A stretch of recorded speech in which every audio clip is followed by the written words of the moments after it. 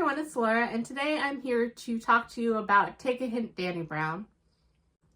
So this is the second book in the series after Get a Life, Chloe Brown, and this follows her sister, Danica Brown. And Dani is a professor, and she is very no-nonsense. She's kind of a girl boss who's very independent and speaks her mind. And she does not believe in romance or relationships, basically. At the very beginning of the book, she's with her best friend, and they are performing a spell where she's asking a goddess statue that she has a little altar for a new Friends with Benefits. She had one previously, but unfortunately that person caught feelings and wanted more, so Dani kind of ended things. And she asks for signs. And then you cut to Zafir, who is a security guard at the building at the university that Dani teaches at.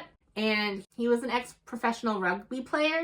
And he is trying to keep a low profile because his father and older brother, they passed away in an accident. And things went south with his career after that. And he is just kind of trying to stay out of the limelight ever since then. So he also is very intimidating because he's very tall and muscular, and apparently he kind of has a resting bitch face because whenever he's not making a conscious effort, he seems to intimidate and scare people with his scowls. And the first chapter is Dani with her friend doing the witchcraft thing, asking for Friends with Benefits. And then it skips to a few months later where you see her interact with Zafir. And they kind of have a banter going back on where she brings a coffee to him every morning and then he gives her a protein bar because she gets too focused on her work and doesn't eat. Then gets hangry later and he knows this. So they have a little thing going on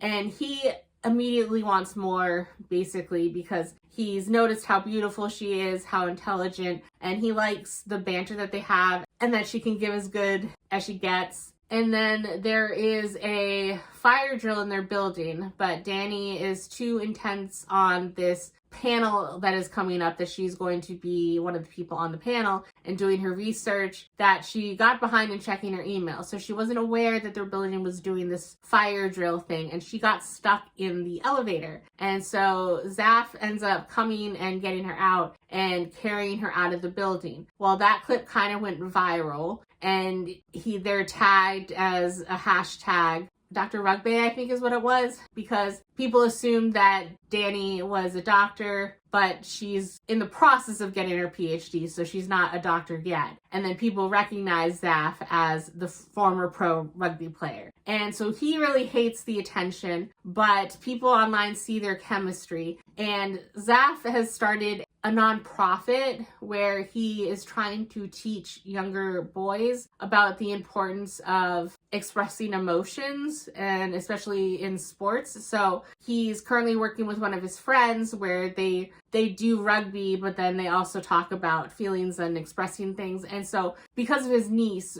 and her suggestion, he is kind of hoping to get some funding for his charity through this hashtag while it has attention. And at first he wasn't really initially on board with that idea until he got an invitation to do like a radio interview and to give a quote to a paper. And so he kind of explains this to Dani and doesn't expect anything to come of it, but she is more than willing to help him out and agree to fake date him. And you know, what does that entail? And they figure for about a month they'll be seen out and about, and so people can still post little clips of them having lunch together at the school cafeteria, that type of thing. And so he's shocked by this. And then Dani is basically shocked by how much he knows and has paid attention to her. And he doesn't fully understand the research she's doing or the topics that she's trying to prepare for the panel, because she's going to be on a panel with her idol, basically, which is one of the only other female professors in the UK that she really idolizes and hopes to emulate her career later in life. And so she's just kind of freaking out and, well, what if someone asks me a question and I don't know the answer and I'll look like an idiot in front of my idol? So she is over preparing. She just wants to read everything so she can know everything.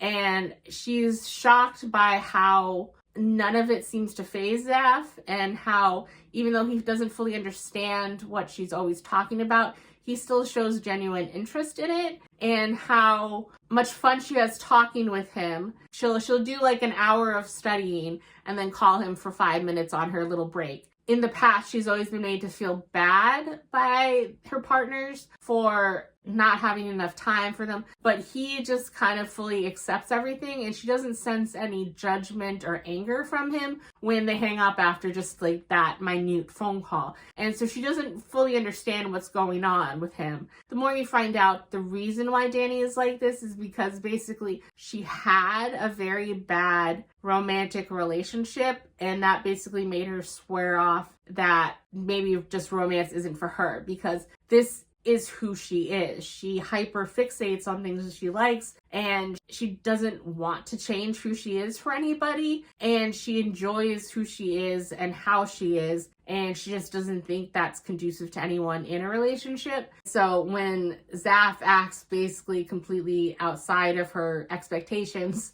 it kind of throws her for a loop, because there is chemistry between them, there is attraction, and it's very fun. And I had my issues with Chloe Brown and her book. I did like the couple, I think his name was Red and Chloe in that one, but I really liked Zaf and Dani. I understood where both of them were coming from with their pasts in the book, and I liked the banter between them. I liked how the relationship developed, how it went from bantering buddies where they were very snarky to each other at the beginning of the book when we first saw them. So there was already some established baseline of a relationship between them, and things just progressed kind of smoothly. And it was very nice. I really liked it. And so now I'm even more excited to see the next book about Eve Brown. I forget what it is, something Eve Brown, but for the third Brown sister. But I gave this one a 4.5, and I liked it a lot. So I was going to wrap up this video, but I just realized I'm notoriously bad about mentioning spice level in romance books, because I know not everyone's into spicy books. And if you are not into spicy books, then this book might not be for you, because it's not exactly smutty, but Dani's whole purpose in this book was to get an orgasm, because she wanted just a friends with benefits. And so she talks a lot about the physical reactions that she gets from Zaf at certain points, and how she needs to get laid, and if Zaf can't do it, no strings attached, then she needs to find someone else. And so it is kind of an overriding thing. When they do actually start sleeping together, there are a few scenes, it doesn't seem gratuitous, but it is something that's present, and she does talk about it quite frequently, because that was kind of her whole goal for most of the book. So if you just want a sweet, lighthearted romance, this more was physically driven, and then feelings came later. So take that